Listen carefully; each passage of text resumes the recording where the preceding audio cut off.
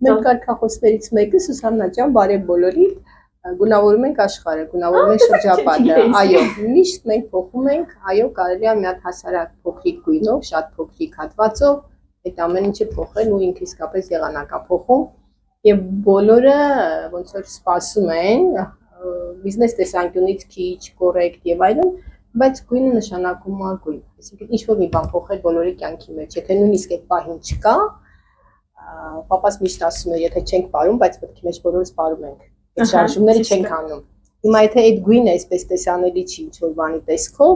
ներսում բոլորս ունենք այն երազած գույները, որին ուզում ենք հասնել։ Այսինքն կյանքի այդ էտապներին, այդ սիրուն պահերին, որոնք իհարկե պատկերացնում են գունավոր։ Հենց որ մենք գունավորում ենք բոլորի կյանքը եւ ուզում ենք այդպես լինի։